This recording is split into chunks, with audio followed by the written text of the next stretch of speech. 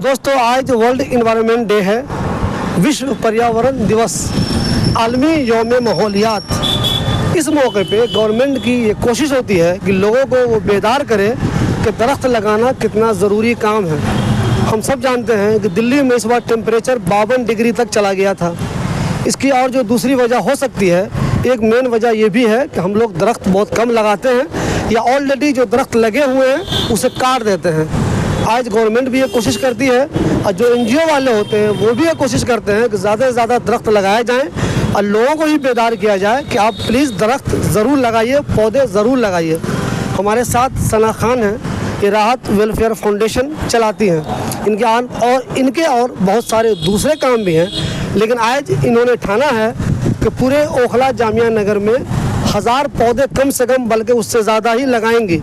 ये सुबह से लगी हुई हैं और पूरे जामिया नगर में जहाँ जहाँ इनको लगता है कि मुनासिब जगह है, ये पौधे लगा रही हैं। सना, मुझे ये बताइए, आज जो आपने पौधे लगाने का फैसला किया है वो आज क्या इसी वजह से किया है कि आज यौम माहौलियात है?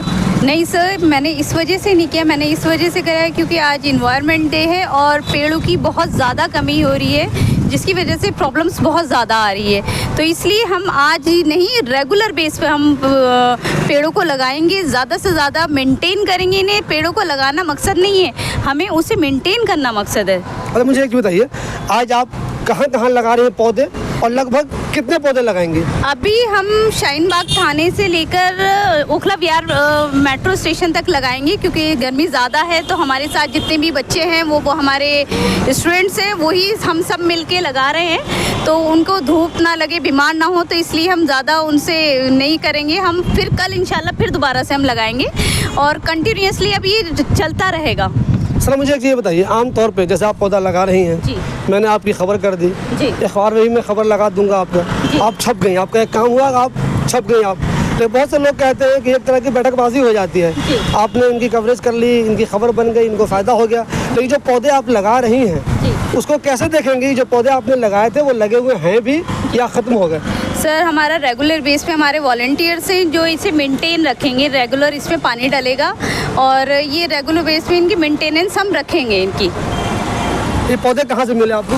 ये पौधे हमें एक नर्सरी से मिले हैं, जिन्होंने हमें प्रोवाइड करी है, तुगलकाबाद नर्सरी से। अच्छा, मुझे एक चीज़ बताइए, आपकी जो NGO है राहत वेलफेयर फाउंडेशन, एक तो आज आप चूँकि यौम माहौलियात है, इस मौके से आप पौधे लगा रही हैं, और दूसरे ख़ास काम क्या है आपके? खास काम शॉर्ट में बताएं। जी, खास काम मेनली मेरा काम है सर, ड्रॉप आउट्स पे मैं वर्क कर रही हूँ। जो मेनली जो बच्चे जो होते हैं 10th एंड 12th पढ़ाई छोड़ जाते हैं, जो फाइनेंशियली रीज़न होता है, कुछ और रीज़न होता है जिस वजह से उनकी पढ़ाई छूट जाती है, तो उनको हम 10th and 12th private board से, जामिया एंड NIOS बोर्ड से क्लासेस कराते हैं। उनमें हमने रेगुलर उनकी क्लासेस होती हैं हमारी, और उनको हम यूनिफॉर्म, उनको बुक्स और रेगुलर क्लासेस उन बच्चों की रहती हैं। दैन उसके आफ्टर 12th के बाद हम स्किल डेवलपमेंट भी कोर्सेज कराते हैं, जैसे कटिंग एंड टेलरिंग है, मेहंदी है, कंप्यूटर क्लासेस हैं, ये हम कोर्सेज कराते हैं सर। एक चीज़ ये बताइए, आप आज इस मौके पे जबकि वर्ल्ड इन्वायरमेंट डे है,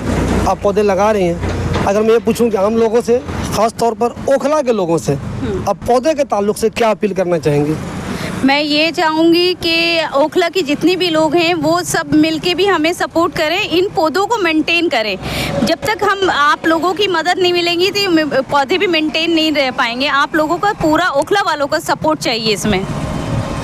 देखिए दोस्तों, सना खान ये कोशिश कर रही हैं और दूसरे लोग भी ये कोशिश करते रहते हैं, लेकिन इनकी कोशिश तभी कामयाब होगी जब दूसरे लोग भी इनका साथ दें। मान लीजिए इन्होंने पौधे लगा दिए, इन लोगों के पास इतना मैन पावर नहीं होता कि कंटिन्यू वो इसकी देख रेख करते रहें। ये आम लोगों की भी जिम्मेदारी है कि जो पौधे लगाए गए हैं उसकी देख रेख हो। अगर आपको लगता है कभी वहाँ पे जानवर खा रहा है या कोई दूसरा बंदा उसे डिस्टर्ब कर रहा है, तो जो लोग भी वहाँ मौजूद रहे, कम से कम वो रोकने की कोशिश करें कि जो पौधे लगाए गए हैं वो बचे रहें।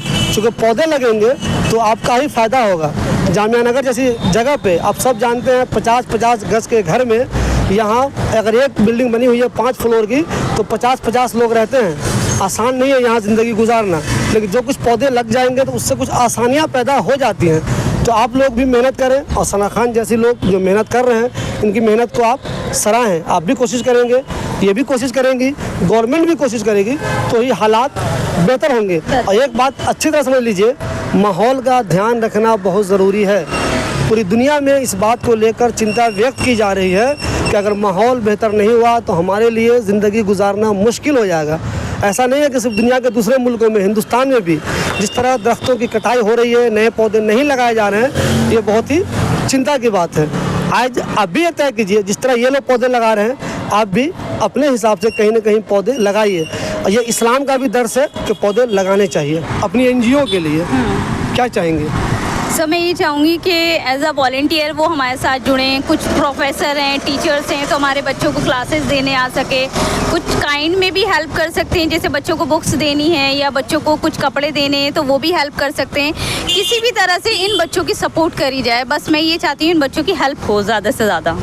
देखिए दोस्तों, मैं इनका नंबर डाल दूंगा, मैं इनका अभी एड्रेस डाल दूंगा, और आप में से जो लोग भी इनकी जो एनजीओ है राहत वेलफेयर फाउंडेशन, उसके बारे में जानना चाहें या उसको ज्वाइन करना चाहें किसी भी सूरत में, किसी भी शक्ल में, तो आप उस नंबर पे कॉल करके इनसे तफसील मालूम कर सकते हैं। अगर आपको लगता है कि ये बेहतर काम कर रही हैं तो आप भी इनके साथ मिलकर इस बेहतर काम में अपना योगदान दे सकते हैं।